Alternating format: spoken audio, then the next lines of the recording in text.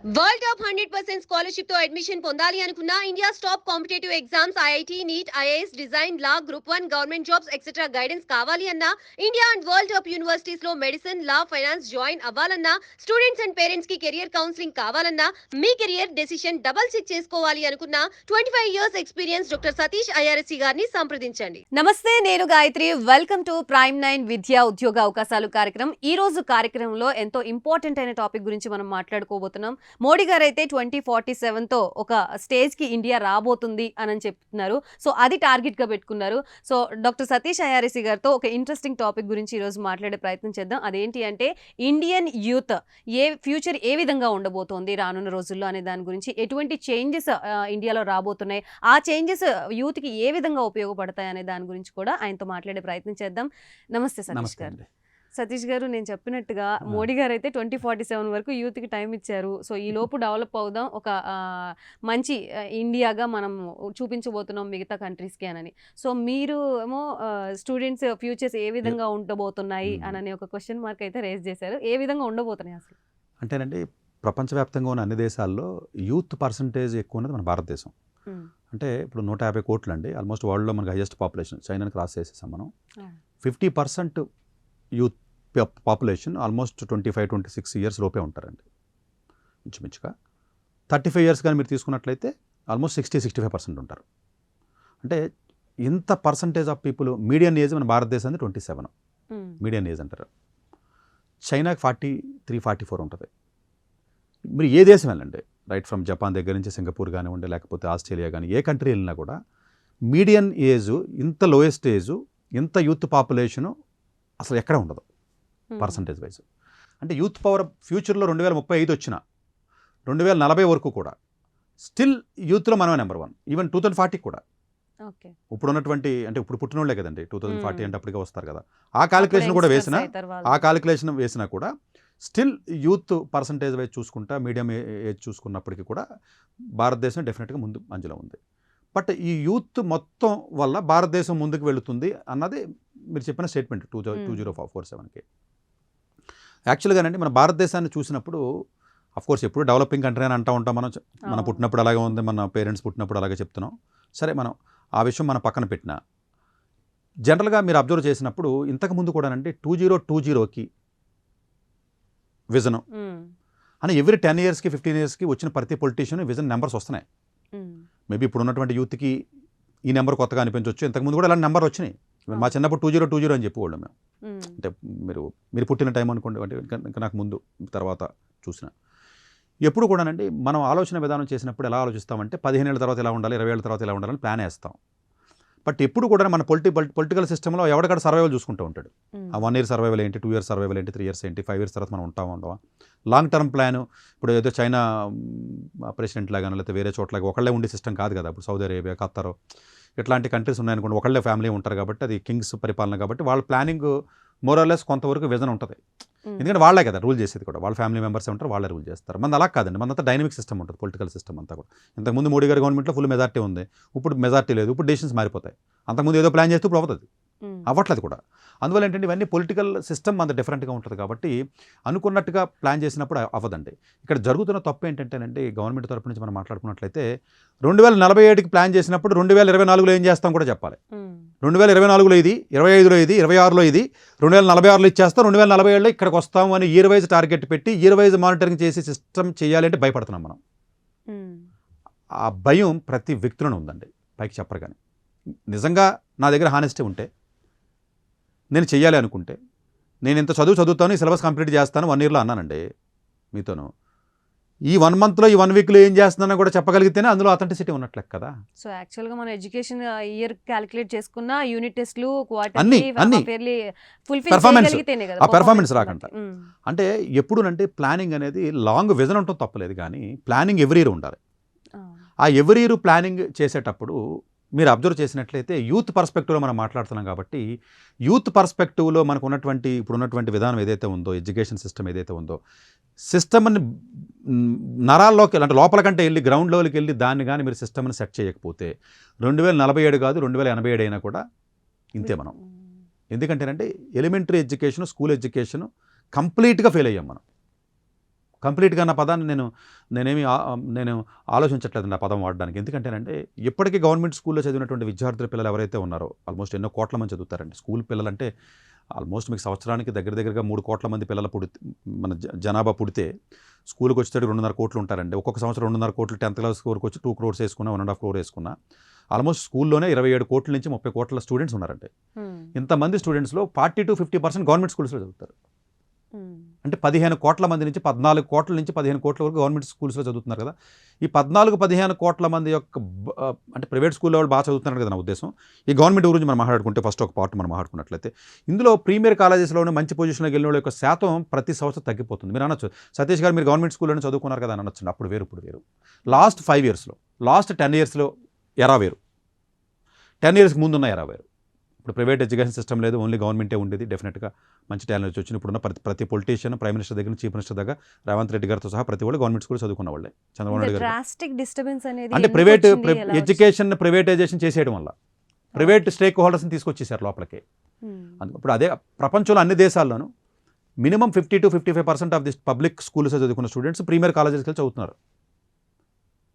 Top most colleges, Ivy Leagues, Caltech లాంటి కాలేజెస్లో కూడా మీకు 60% of the people are coming from the public schools only, not private schools.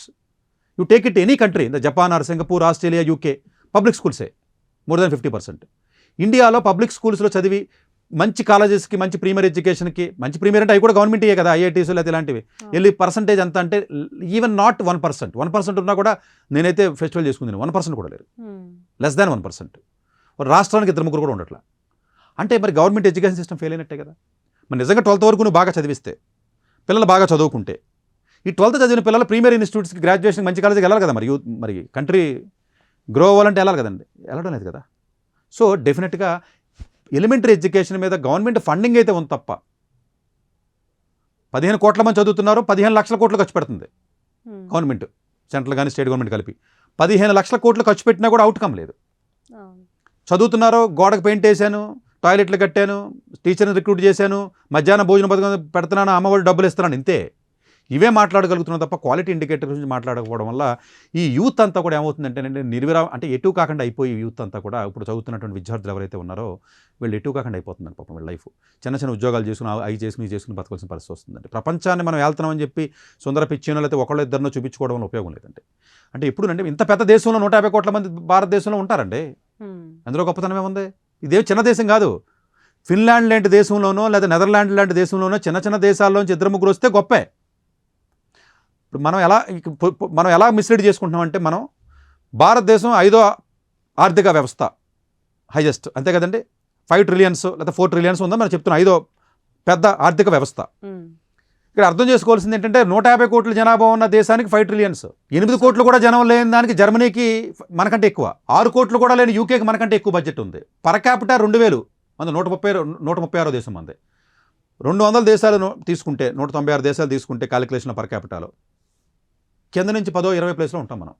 పాపులేషన్కి తగ్గ budget లేదు. దాన్ని డివైడ్ చేసి పాపులేషన్ చేయడం రాక పొలిటీషియన్స్ రాంగ్ పర్సెప్షన్స్ ఏమిస్తున్నారంటే భారతదేశం ముందుకెళ్తుందని చెప్పి అనుకుంటున్నాం. కానీ ఈ 5 trillion బడ్జెట్ చూడకూడదు, మీరు 150 కోట్లతో డివైడ్ చేయాలి. దాన్ని డివైడ్ చేసినప్పుడు మనం ఎక్కడ ఉంటామంటే 150 ప్లేస్లో ఉంటాం మనం.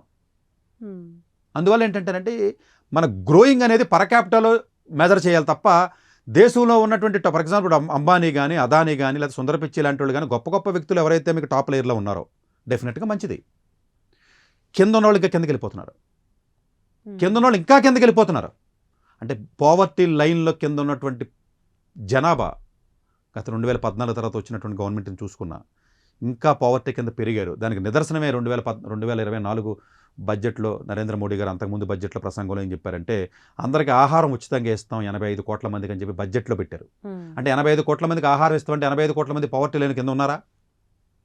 మరి దాని చూడండి. అంటే నా ఉద్దేశం ఏంటంటే యూత్ ఇంకా వాళ్ళ మంత్లీ ఇన్కమ్స్ పడిపోతున్నాయి. మంత్లీ ఇన్కమ్ 10,000కి 15,000. ఏమంటే నేను చదువుకునే రోజుల్లో కూడా నెలకు 20,000 జీతం ఉందండి, ఇప్పుడు 20,000 జీతమే.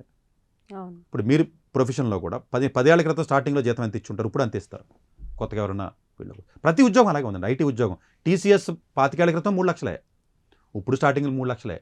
విప్రో అప్పుడు 3 లక్షల 20 ఏళ్ల క్రితం, 15 ఏళ్ల క్రితం, ఇప్పుడు అంతే. ఎక్స్పెన్సెస్ లో చేంజెస్ వచ్చాయి. ఆ ఇన్కమ్ పెరగట్లేదు చూసారా? పెరగట్లేదు. ఆ ఇన్కమ్ ఎప్పుడైతే పెరగదో మరి గ్రోత్ ఎలా వస్తుంది మీకు కంట్రీకి? ఏదైతే కొంత పర్ క్యాపిటా పెరుగుతుంది కదా సతీష్ గారు, ఒక $100 పెరుగుతుంది సంవత్సరానికి, అంతేనండి, $100-150 పెరుగుతుంది కదంటే ఈ టాప్ లెవెల్ బాగా ఎర్న్ చేస్తున్నారు. ఆ ఎర్న్ చేయడం వల్ల యావరేజ్లో ఆ $100-150 పెరుగుతుంది తప్ప లోయర్ పీపుల్ ఎర్నింగ్ లేదండి అసలు. ఎప్పుడు లోయర్ లెవెల్లో ఉన్న పీపుల్ ఎవరైతే ఉన్నారో, భారతదేశంలో ఉన్న యూత్ ఏదైతే ఉందో, ఎప్పుడు తినడానికి, ఉండడానికి, కట్టుకోవడానికి సరిపోదండి వాళ్ళకి. అలా బతుకుతున్నటువంటి జనాభా శాతం భారతదేశంలో మనం తీసుకున్నట్లయితే ఈ రోజుకి కూడా 70 కోట్ల పైన ఉంది. 70 అంటే చిన్న నెంబర్ కాదు. ఈ రోజుకి 32 కోట్ల జనాభా అఫీషియల్గా గవర్నమెంట్ ఇచ్చిన నెంబర్ అండి, నేను ఇచ్చిన నెంబర్ కాదు ఇది. 32 కోట్ల మందికి ఏ రోజు భోజనం ఆ రోజు లేదు. ఇప్పుడు ఏ రోజు భోజనం ఆ రోజు సంపాదించుకుని తింటే తప్ప లేని పరిస్థితిలో ఉన్నారండి. ఇప్పటికే ఆర్ఫన్స్, బెగ్గర్స్, మెంటల్ హ్యాండిక్యాప్డ్ అని, లేకపోతే మాల్ న్యూట్రిషన్ అని. న్యూట్రిషన్ అమ్మాయిల్లో 50% ఆఫ్ ది గర్ల్స్ స్టూడెంట్స్కి, గర్ల్స్ పీపుల్కి, ఈవెన్ గర్ల్స్ స్టూడెంట్స్ కూడా మాల్ న్యూట్రిషన్, సరైన హిమోగ్లోబిన్ ఉండదు, సరైనటువంటి మాల్ న్యూట్రిషన్ ఉంటుందండి మీకు. అంటే లేదండి, పోషణ లేదండి. అంటే ఈ యూత్కి సరైన ఆహారం కానీ, సరైన విద్య ఇవ్వకుండా యూత్ ముందుకు వెళ్ళాలి అంటే ఎలా వెళ్తుంది మీరే చెప్పండి ఒకసారి. ఫస్ట్ బేసిక్ ఫౌండేషన్ 4వ తరగతో 5వ తరగతి ఫౌండేషన్ సరిగా లేకపోతే, 8వ తరగతికి అక్షరాలు రాకపోతే ఎట్లా ముందుకెళ్తుంది? ఎప్పుడు ఇంకెళ్ళ 10,000-15,000. ఇప్పుడు కాదండి, మీరు ఎవరన్నా ఒక స్టూడెంట్ సరిగ్గా ఈ గవర్నమెంట్ స్కూల్లో అక్కడెక్కడ చిన్న, అంటే గవర్నమెంట్ స్కూల్ చిన్నదే పెద్దదని పక్కన పెట్టండి, అది మళ్ళీ సపరేట్ డిబేట్, మళ్ళీ దాన్ని కామెంట్ చేయడానికి పక్కన పెడదాం. ఏదైతే లో లెవెల్ స్కిల్ ఉన్న స్కూల్స్లో చదివి బయటకు వస్తున్నారో, ఏమీ స్కిల్ ఉండదో, వాళ్ళు ఎప్పటికీ 15,000-20,000 అండి. మీరు గుర్తుపెట్టుకున్నది ఏంటి, 50 సంవత్సరాల నర్సుకు కూడా 20,000, కొత్తగా జాయిన్ అయిన నర్సు కూడా 20,000.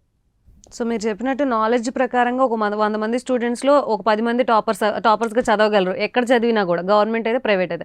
కానీ ప్రైవేట్ సెక్టర్లో చదివి బయకి వెళ్ళాలి అని అంటే వాళ్ళకి కావాల్సింది ఆర్థిక వ్యవస్థ కూడా బాగుండాలి, ఆర్థిక పరిస్థితులు బాగుంటే, ఆర్థిక పరిస్థితి ఉండాలి, హెల్త్ సరిగా ఉండాలి. చాలా మంది స్టూడెంట్స్లో హెల్త్ ప్రాబ్లమ్స్ వచ్చి చదువు మానేస్తారు, మీకు తెలియదు. హెల్త్ సరిగా లేకపోతే చదివింది సరిగా ఉండదు కదండి. సరైన వైటమిన్స్ డెఫిషియన్సీ, మాల్ న్యూట్రిషన్ ఉన్నటువంటి ఇంకేం చదువుతారు? ఉండదు. ఆపర్చునిటీస్ సరిగ్గా ఉండవు. ఆపర్చునిటీస్ వేరే చోట ఉంటాయండి, క్రియేట్ చేయొచ్చు, ఎంటర్ప్రైన్యూర్స్ అవ్వచ్చు. అంటే మీరు అంటే చింత దేశం ఉంది కదా, జాబులు లేవని మీరు అంటున్నారు. కానీ ఇంత దేశంలో ఇన్ని వనరులు ఉన్నాయి కదా, ఆపర్చునిటీస్ క్రియేట్ చేయొచ్చు. ఆ క్రియేట్ చేసి సత్తా ఎక్కువ మంది యూత్లో కానీ, ఎక్కువ మంది పీపుల్లో కానీ లేకపోవడం, గవర్నమెంట్ దానికి సపోర్ట్ చేయకపోవడం, ఇవన్నీ 3-4 ఫ్యాక్టర్స్ కలిసి ఉంటాయండి. ఒక ఫ్యాక్టర్ అని చెప్పుడు ఆపర్చునిటీస్ లేవు, మమ్మల్ని ఏం చేయమంటారని యూత్ అనొచ్చు. గవర్నమెంట్ ఏమంటుంది, మేము ఇస్తున్నాం కదా, ఉన్నది మీరు వాడుకోవట్లేదని వాళ్ళు చెప్తారు. ఇలా రకరకాల ఫ్యాక్టర్స్ ఉంటాయి. బట్ అట్లన్నిటి కలిపి చూసినప్పుడు ఏమవుతుందంటే అండి, ఓవరాల్గా మన గ్రోత్ అనేది సన్నగిల్లింది, సరిగా వెళ్ళట్లేదన్న విషయాన్ని గుర్తుపెట్టుకోవాలి. యూత్ ఆల్మోస్ట్ యూజ్లెస్ కింద ఉన్నారండి. ఆ పదం ఎందుకు వాడానంటే, హైదరాబాద్లో క్రైమ్స్ చేస్తున్న వాళ్ళు ఎవరైతే ఉన్నారో, ఇప్పుడు 2024 మాట్లాడదాం, 2023లో క్రైమ్ చేస్తున్న వాళ్ళు 85% ఓన్లీ యూతేనండి. క్రైమ్స్ చేస్తున్నారండి వాళ్ళు. వాళ్ళకి కాలేజెస్లో చదువుతున్న విద్యార్థులు ఎవరైతే ఉన్నారో, అండర్ గ్రాడ్యుయేషన్ చదువుతున్న విద్యార్థులు ఎవరైతే ఉన్నారో, 85% ఆఫ్ ది పీపుల్ అన్ఎంప్లాయబుల్ అని నేను చెప్పలేదు, గవర్నమెంట్ ఆఫ్ ఇండియా చెప్పింది.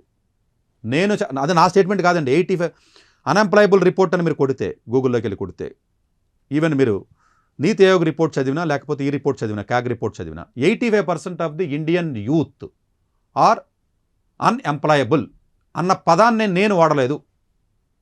అంటే 85% ఇన్ని కోట్ల మందిలో 85% నిజంగా మీకు స్కిల్ లేదు అంటే, అన్ఎంప్లాయబుల్ అని చెప్తే, ఇంత పెద్ద దేశంలో అంత స్కిల్ లేకుండా అంత జనాన్ని రోడ్ల మీద వదిలేస్తే ఎలా బతుకుతారు?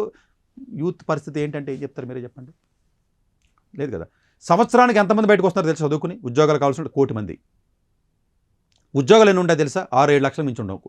కొంచెం డీసెంట్ ఉద్యోగాలు 30,000, 35,000 అలా ఉంచి 10,000, 15,000, 6,000 కూడా ఉద్యోగం కింద లెక్కేస్తాం మనం. అన్ఎంప్లాయ్మెంట్ రిపోర్ట్ అగ్రికల్చర్లో మీరు ఏదైనా పని చేస్తాను, అది కూడా ఎంప్లాయ్మెంట్ వచ్చిందని లెక్కేస్తుంది గవర్నమెంట్. అదొక ఆ కాలిక్యులేషన్ ఇస్ డిఫరెంట్. పవర్టీని ఎలా క్యాలిక్యులేట్ చేస్తారు, అన్ఎంప్లాయ్మెంట్ని ఎలా క్యాలిక్యులేట్ చేసి తెలుసుకుంటే మీకు భయం వేస్తుంది. ఎందుకంటే అన్నీ కలిపేస్తారు అందులో, అన్నీ కలిపేసి చూపిస్తారు. యాక్చువల్గా స్టిల్ అన్ఎంప్లాయ్మెంట్ మనం 1 కోటి మంది బయటకు వస్తే, ఇంజనీర్లే 10 లక్షల మంది బయటకు వస్తున్నారు. BA BCom వాళ్ళు 30-40 లక్షలు వస్తున్నారు. దేనికి పనికిరాని డిగ్రీస్ అయ్యి, అందులో ఒక 1-2% తప్ప దేనికి పనికిరావు డిగ్రీస్. వాటిని బట్టి ఉద్యోగాలు ఇచ్చే పరిస్థితి ఇప్పుడు ఉన్న టెక్నాలజీలో, ఇప్పుడున్న ఫాస్ట్ యుగంలో లేనే లేదు అసలు.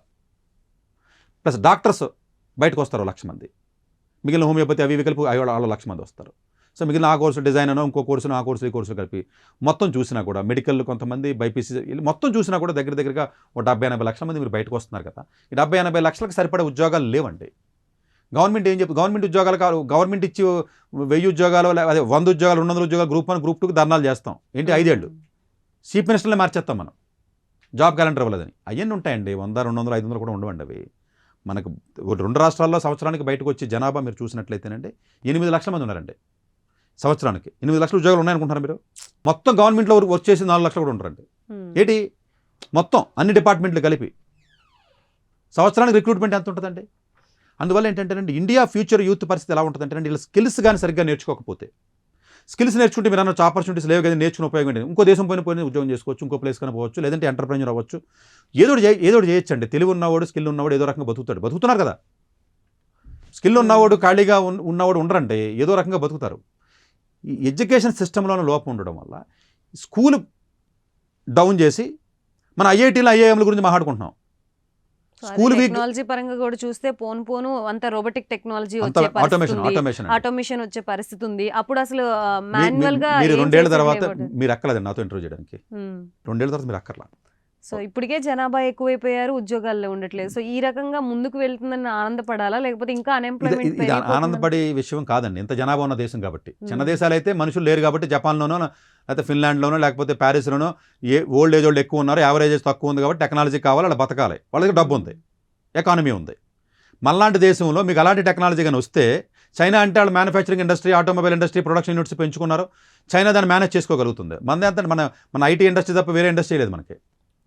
సో మనలాంటి దేశంలో కానీ టెక్నాలజీ వస్తే దాని పర్యవసానాలు చాలా తీవ్రంగా ఉంటాయి. ఇప్పుడు యాక్చువల్గా మీకు అన్ని కంపెనీస్లో టెలిఫోన్ ఆపరేటర్స్ ఉంటారు కదండి, ఆటోమేషన్ అయిపోయింది, మీకు ఇంకా తెలుసో తెలీదు.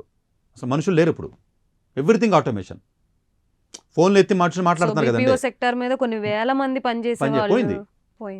ఇప్పుడు అలాగే మీకు అగ్రికల్చర్ సెక్టర్ ఎఫెక్ట్ అయిందండి, మ్యానుఫ్యాక్చరింగ్ ఇండస్ట్రీ ఎఫెక్ట్ అయింది, ట్రాన్స్పోర్టేషన్ ఇప్పుడు చిన్న షాపులు మాల్లో ఇంకోటి ఏం లేవు.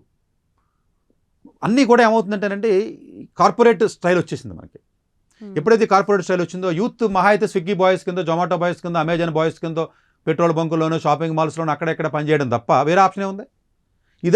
ఈ యూత్ అంతా దానికి మనం వాడితే, చదువుకున్నామండి, చదువులేదు ఏదో 10th ఆపేసాడు 8th ఫెయిల్ అయ్యాడంటే వాడాలి, వాళ్ళు కావాలి, వాళ్ళు వద్దని నేను అన్నాను. డిగ్రీలు ఇంజనీరింగ్ చదువుకున్న విద్యార్థులు మీరు వాటికి వాడితే ఇక దేశం ముందుకు వెళ్ళాలంటే ఎట్లా వెళ్తుందంటే, మీరేమో ఒక సుందర పిచ్చని చూసి సోషల్ మీడియాలోనూ లేకపోతే ఇంకో చోట ఆవేశపడిపోయి మనం ఊగిపోతే కాదు కదా. ఎంతమంది ఇంజనీర్లు బయటకు వస్తున్నారో సంవత్సరానికి, ఇందులో ఎంతమంది మంచి పొజిషన్కి వెళ్తున్నారు, ఎంతమంది బాగా సంపాదించుకోగలుగుతున్నారు, ఎంతమంది చేయగలుగుతున్నారు అనేది 1% 2% అండి. అది మిగిలిన పర్సంటేజ్ గురించి మాట్లాడితే మిగిలిన పర్సంటేజ్లో గొప్ప కింద వాడిని మనం చేస్తున్నప్పుడు ఇంత పెద్ద దేశంలో గొప్ప వాళ్ళు ఉంటారండి. ఎందుకంటారు ఇప్పుడు మనం మాట్లాడుతున్నాం 4-5 కంపెనీలకి ఇండియన్ సీఈఓస్ ఉన్నారని. చైనా సీఈఓస్ 50 కంపెనీస్ ఉన్నారు. ఫార్చ్యూన్ 500లో సీఈఓస్ చూస్తే 200 కంపెనీస్కి పైగా ఉన్నారండి వాళ్ళు, 150 కంపెనీస్కి. అవి మన దేశంలో మాట్లాడుకోం కాబట్టి తెలియట్లేదు. మన దేశంలో ఉన్న ఫార్చ్యూన్ 500 కంపెనీస్లో ఉన్న సీఈఓస్, ఎండిఓస్ గురించి గొప్పగా చెప్పుకోవడానికి 10 పేర్లు ఉన్నాయి. బట్ వేరే దేశాల్లో ఉన్నాయన్న విషయాన్ని మీరు మర్చిపోతున్నారు. ఆ జనాభా ఎంత? ఆ తక్కువ జనాభాలోనే ఎక్కువ మంది ఉన్నారు. ఇంత దేశంలో ఎవడొకడు గొప్పడు అవడం పెద్ద గొప్ప విషయం ఏం కాదండి, అవుతూ ఉంటారండి.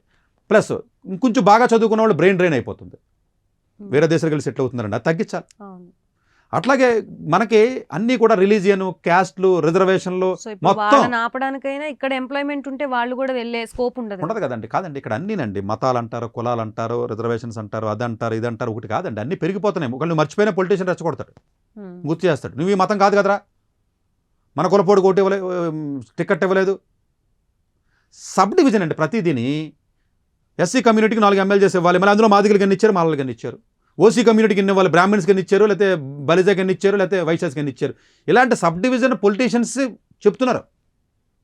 ఇలా ప్రతిదీ సబ్ డివిజన్ చేసుకుంటా పోతే యూత్ అంతా అన్రెస్ట్లో ఉండి, జాబ్స్ లేక అన్రెస్ట్లో ఉన్న వాళ్ళందరూ దానికి అట్రాక్ట్ అవుతున్నారు. ఓహో నాకు దీనివల్ల కదా నాకు జాబ్ లేదు, దీనివల్ల ఇది లేదని అట్రాక్ట్ అయ్యి వాళ్ళు యాంటీ సోషల్ ఎలిమెంట్స్ చేయడానికి, అన్రెస్ట్లోకి వెళ్ళడానికి, డిప్రెషన్లోకి వెళ్ళడానికి, లోన్లీనెస్ వెళ్ళడానికి, క్రైమ్ రేట్ పెరగడానికి యూత్ అంతా అటువైపు మళ్ళుతుంది. ఇది ఆ గవర్నమెంట్ దాన్ని రెచ్చగొట్టకూడదు. మీరు మర్చిపోయిన విషయాన్ని కూడా రెచ్చగొడుతుందండి గవర్నమెంట్. సబ్ డివిజన్ అండి, డివైడ్ చేసి పాలించు అని ఏదో మనం వింటాం కదా పాత కాలంలో, పాలించు అన్నట్టుగా అలాగైపోయిందండి. అంటే నేనేమి ఇండియా ప్యాథటిక్ అని చెప్పట్లేదు, లేకపోతే నేషనల్ బ్యాడ్ ఉందని చెప్పట్లేదండి. ఈ పాయింట్స్ ఏవైతే ఉన్నాయో విద్యార్థులు వీలున్నంత వరకు కూడా అంటే స్కిల్గా నేర్చుకోలేకపోతే, ఇప్పుడున్న స్కూల్ లెవెల్లో కానీ కాలేజీ లెవెల్లో కానీ, ఫ్యూచర్ ఇప్పుడు టెక్నాలజీ వైపు వెళ్తుంది కాబట్టి అంధకారమైనటువంటి పరిస్థితి వస్తుందా అంటే వస్తుంది. మన దేశంలో వస్తుంది, మిగతా దేశాల్లో టెక్నాలజీ వచ్చినప్పటికీ జనాభా తక్కువ ఉంటారు కాబట్టి మేబీ కొంతవరకు వాళ్ళు ఉండొచ్చు. ఇంకొకటి ఏంటంటే local non local feeling, racism పెరిగింది అన్ని దేశాల్లో. ఏమంటే 10 ఏళ్ల క్రితమే తెలంగాణ ఆంధ్ర ఫీలింగ్ వచ్చి ఆంధ్ర వాళ్ళు ఇక్కడ ఉద్యోగం చేయకూడదని, తెలంగాణ వాళ్ళకి ఉద్యోగం చేయకూడదని కొట్టుకు చచ్చిపోయారు కదా. ఇటు పక్కన ఉన్న రాష్ట్రంతోనే మనకి ఇన్ని జరిగినప్పుడు పక్కనే పక్కన ఉన్న తెలుగు వాళ్ళే మనమేమో అమెరికా వాడు మనం రానివాడా, జపాన్ వాడు రానివాడా, యూకే వాడు రానివాడా, మన మనుషులు కదా అని చెప్పేసి మనం ఏదో మనం అడిచేస్తున్నాం. ఇక్కడే కొట్టుకు వచ్చాం కదా మనం. రేసిజం వచ్చింది ఇక్కడే ఉంది కదా రేసిజం. సో ఇదే అన్ని దేశాల్లోనే పెరుగుతుంది, మనకే పెరుగుతుంది, అంతే కదండి. ఇలాగా అన్నీ పెరుగుతున్నాయి కాబట్టి విద్యార్థులకు నేను ఇచ్చే సలహా ఏంటంటే గవర్నమెంట్ 2047కి డెవలప్డ్ కంట్రీ అయిపోతుంది, ఇది ఎన్ని ఉట్టి మాటలే. సతీష్ గారు డిస్కరేజ్ చేస్తే కాదండి, ఆగస్టు 15 రోజున జెండా పట్టుకుని, లేకపోతే జనవరి 26వ తారీఖున దేశం గురించి మాట్లాడి, లేకపోతే ఫేస్బుక్లో ఎవడో ఆర్మీ ఓడికి ఏదో అయిపోతే మనం గబగబ రియాక్ట్ అయిపోతే దేశభక్తులం కాదు. 25 ట్రిలియన్ బడ్జెట్ ఉందండి మన చైనా, 22 ట్రిలియన్ బడ్జెట్ ఉందండి. 30 సంవత్సరాల క్రితం ఏమీ లేదు కదా. మరి ఎలా వచ్చింది? మనకంటే యూత్ పవర్ తక్కువ ఉంది కదా, మనకంటే యావరేజ్ తక్కువ ఉంది కదా. వాళ్ళు ప్రతి ఇండస్ట్రీలో ముందుకెళ్తున్నారు, చేస్తున్నారు. కరప్షన్ లేదు, మనది ఎక్స్పోనెన్షియల్గా ఉంది కరప్షన్. మన లీడర్షిప్ పొజిషన్లో స్టూపిడ్స్ ఉన్నారు. చదువులేనోడు తల తోకాలేనోడు ఎడ్యుకేషన్ మినిస్టర్ అవుతాడు ఇక్కడ. పీపుల్ స్లేవీ మైండ్ సెట్ మనదే, వీక్ మైండెడ్ పీపుల్. మనం షార్ట్ కట్ మెథడ్స్ ఆలోచిస్తాం. మనం ఉన్న చదువుకున్న నలుగురు బయటికి వెళ్ళిపోతారు. ప్రతిదానికి మనకు ఫీలింగ్స్, క్యాస్ట్ అని అదని ఇదని ఇవన్నీ యూత్లో పెరుగుతున్నప్పుడు అసలు క్యాస్ట్ ఫీలింగ్ ప్రపంచంలో ఏ దేశంలో ఉండదో చాలా మందికి తెలియదు. ఏ 2-3 దేశాలు తప్ప. క్యాస్ట్ ఏంటి అన్న పాయింట్ ఎక్కడ లేదంటే, అసలు ఏ దేశంలో లేదంటే మన దేశంలోనే ఉంది అది. ఇవన్నీ మీకు పెరుగుతున్నాయి అంటే మీ క్యాస్ట్ ఫీలింగ్ పెరుగుతుంది అనుకుంటారా, తగ్గుతుంది అనుకుంటారా? మీ అబ్జర్వేషన్లో పెరుగుతున్నాయి, తగ్గుతున్నాయని అనుకుంటే మీ అమాయకత్వం. అది బాగా పెరుగుతున్నాయండి అవి. మీరు మర్చిపోయినా కూడా పెంచుతారు. ఎవడైతే సోకాళ్ళు మాట్లాడతారో వాడు పెళ్ళారు. ఇప్పుడు రామ్ చరణ్ గారి వైఫ్ ఏమో వేరే క్యాస్ట్, మన బన్నీ గారి వైఫ్ వేరే క్యాస్ట్. ఎవరైతే పెద్ద పెద్ద సెలబ్రిటీస్ ఉన్నారో పొలిటీషియన్స్ అందరూ, మీరు you take it any politician in the TDP, Narayana గారు మినిస్టర్ తీసుకున్నా, గంటా శ్రీనివాసరావు లాంటి వాళ్ళు ఎవరిని తీసుకోండి, వాళ్ళ వైఫ్స్ కానీ లేదా హస్బెండ్స్ కానీ లేదా పిల్లలు మ్యారేజ్ చేసుకున్నది కానీ వేరే క్యాస్ట్లు. వాళ్ళు మాత్రం మైక్ పట్టుకుని క్యాస్ట్ గురించి మాట్లాడతారు. ఇది మన కర్మ అంతే, మనం ఏం చేయలేము. ఇది మతాలు కూడా అంతే, రకరకాల మతాలు ఉంటారండి అందరూ. నేను హిందూ మతం అని చెప్పి ఒకళ్ళు చెప్తారు, ఒక పార్టీ. ఇది పెరుగుతున్నప్పుడు యూత్ ఇందులో ఇన్వాల్వ్ అయిపోతుంది. యూత్ ఎప్పుడైతే మీకు ఇందులో ఇన్వాల్వ్ అయిపోయిందో వాళ్ళకి సరైనటువంటి ఇది ఉండదు, రెచ్చగొడతారు. జాబులు లేవు మీకు, ఇది సపరేట్ అయితే ఇది చేస్తే మీకు జాబ్ వస్తుందంటే రెచ్చిపోతున్నాం మనం. అవి వచ్చి 400-500 జాబుల గురించి. ఓవరాల్గా కంట్రీ ఎలా ముందుకెళ్ళాలి, కంట్రీ మీద ప్రేమ ఏం కాదండి అలా అంటాం మనం. మనకేమి దేశం మీద ప్రేమ ఉన్న వ్యక్తులు అసలు ఇంట్లోనే 4-5 అబద్ధాలు తల్లిదండ్రులను మోసం చేస్తాం, పక్కన ఉన్న ఫ్రెండ్ని మోసం చేస్తాం, ప్రతి అడుగున అబద్ధాలు చెప్పి మోసాలు చేసి బతుకుతూ ఉంటాం మనం. మనకేం దేశం మీద ప్రేమ ఏమి ఉండదు. అలా ఉన్నట్టుగా మన పైన మాట్లాడుకుంటాం అంతే. మనం యాక్చువల్గా దేశం మీద ప్రేమ ఉన్నవాడు చేసి ప్రతి పనిలోనే కనపడాలి. ఏదో జనవరి 26న కనపడితే కాదు కదా, ప్రతి పనిలోనే కనపడాలి. మనల్ని మనం మోసం చేసుకోకూడదు, పక్కన మోసం చేయడం పక్కనట్టు. ఇది ప్రతి ఆస్పెక్ట్లో కూడా మనల్ని మనం మోసం చేసుకుంటూ, గవర్నమెంట్ మనల్ని మోసం చేస్తూ, యూత్ని ఒక ప్యాసివ్ పొజిషన్లో పెట్టి, డ్రగ్స్ విపరీతంగా పెరుగుతున్నాయని తెలియదా గవర్నమెంట్కి? వీడు విపరీతంగా యూత్ వాడుతున్నారని తెలియదా? ఏం కంట్రోల్ చేసాం మనం? వీడిచ్చి క్రైమ్ చేయొద్దంటే చేయడా, లెక్కలిచ్చి క్రైమ్ చేయొద్దంటే యూత్ ఇప్పుడు ఉన్నటువంటి యూత్ కాలేజీలో చూస్తేనండి 35-40% of the youth students drugs వాడుతున్నారని అఫీషియల్ రిపోర్ట్సే చెప్తున్నాయి కదా. మరి యూత్ ఎట్లాగా? డ్రగ్స్కి బానిస అవ్వట్లేదా, లెక్కర్కి బానిస అవ్వట్లేదా, పబ్ కల్చర్కి బానిస అవ్వట్లేదా? సరైన క్వాలిటీ ఉన్న కాలేజీలు లేకపోవడం వల్ల 90-95% ఆఫ్ ది కాలేజీలు క్వాలిటీ దేనికి పనికి రాకుండా బయటకు రావట్లేదా? లగ్జరీ లైఫ్కి అలవాటు పడి దొంగతనాలు చేయట్లేదా? తల్లిదండ్రులను మోసం చేయట్లేదా? మోస్ట్ ఆఫ్ ద ఇన్కమ్ దేని త్రూ జనరేట్ అవుతుందో దాన్ని గవర్నమెంట్ చేంజ్ చేయడానికి ఇష్టపడట్లేదు, దాని త్రూ వీళ్ళు ఎడిక్ట్ అవుతున్నారు అంతే. ఇప్పుడు ఇది తెలియదని ఎందుకు అనుకుంటారు మీకు గవర్నమెంట్కి? అంటే యూత్ లాస్ట్ 5 years నుంచి నేను అబ్జర్వ్ చేసింది ఏంటంటే యూత్ పెరగట్ల. వాళ్ళ ఐక్యూ లెవెల్ కానీ సోషల్ మీడియాలకి వాటికి బానిస అయ్యి, మిగతా అన్నిటికి బాగా ఎంటర్టైన్మెంట్ జోన్ పెరిగిపోయి, బాగా ఫ్రీడమ్ పెరిగిపోయి, ఇది పెరగడం వల్ల యూత్ యొక్క ఎబిలిటీ తగ్గుతుంది, పెరగట్లా.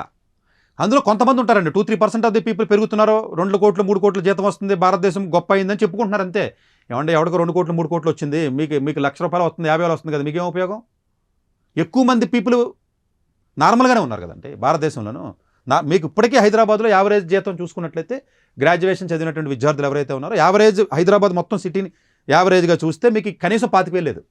ఇది ఎంతమందికి తెలుసు? 25,000 లేదంటే ఏంటి? 2 కోట్లు 3 కోట్లు ఉన్న దాన్ని కూడా యావరేజ్ చేస్తే. మొన్న నేను హైదరాబాద్ ఎయిర్పోర్ట్కి వెళ్ళానండి, దుబాయ్ అలవాటు వచ్చి జస్ట్ 4-5 days బ్యాకే. పోటర్ ఉంటాడు తెలుసు కదా, ఎల్లో వేసుకుని పిలిచాడు, పోటర్ని రమ్మన్నాను, లగేజ్ తీసుకున్నాడు, బ్యాగ్ వెళ్తున్నాడు. ఎంత ఇస్తున్నారా అని జీతం అని అడిగాను. 9,000 ఇస్తున్నారు అన్నాడు. ఎవరైనా అడగచ్చు ఈ ఎపిసోడ్ చూసినాడు. 9,000కి ఎలా బతుకుతున్నావా అని, పెళ్ళి అయిందని అడిగాను. అయింది సార్ అన్నాడు. ఎలా బతుకుతున్నావే 9,000 అడిగాను. అది 9,000 అంటే 20 ఏళ్ల క్రితం కూడా 9,000 ఉంది కదా అన్నాను నేను.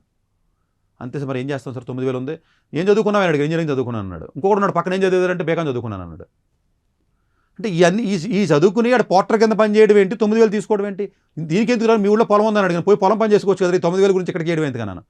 సరే ఏం చేస్తాను సార్, మరి ఇక్కడ ఉండాలి కదా, ఏదో ఫ్యామిలీ అయ్యి ఉన్నాయి కదా, ఎలా బతుకుతామంటే ఇంక అంతే సార్. మా వైఫ్ ఏమో వేరే చోట ఏదో ఉద్యోగం చేస్తుంది, పిల్లవాడు ఎక్కడ చదువుతున్నాడు, ఏదో గవర్నమెంట్ స్కూల్లో చదువుతున్నాడండి. మరి ఏంటి ఇంకా యూత్ 4 రోజులు పోయిన తర్వాత వీళ్ళిద్దరు కష్టం చూసి వాడు సగం మళ్ళీ పనికి వెళ్తాడు కదండి, మళ్ళీ పనికి వెళ్తాడు కదా. సో ఎట్లాగా ఇప్పుడు గవర్నమెంట్ స్కూల్లో చదివినోడికి ఎలాగ మంచి కాలేజీల్లోనే మంచి కాంపిటేటివ్ ఎగ్జామ్స్ క్రాక్ చేయడం అనే విషయం అర్థమైపోయి 10th లోనే నేను రాసి ఉపయోగం ఏంటి అంటాడు. మీకు ముందే అర్థం అవుతుందండి, 11th 10th 9th వచ్చేసరికి అర్థమైపోతుంది. ఈ చదివినా నాకు ఉద్యోగం రాదు అన్న హోప్ పోయింది అనుకోండి, ఏం చేస్తారు మీరు. ఇట్లాగా చాలామంది విద్యార్థులు యూత్ పవర్ ఏదైతే ఉంటుందో వాళ్ళు మానేస్తున్నారండి. చదువు మానేయడమా లేదా చదువున ఏదో పాస్ అవడం చేస్తున్నారు, ఎటు కాకుండా యూత్ అంతా రాంగ్ ప్లేసెస్లో మీకు స్టక్ అయిపోతున్నారండి. అన్నిటికి అలవాటాయి.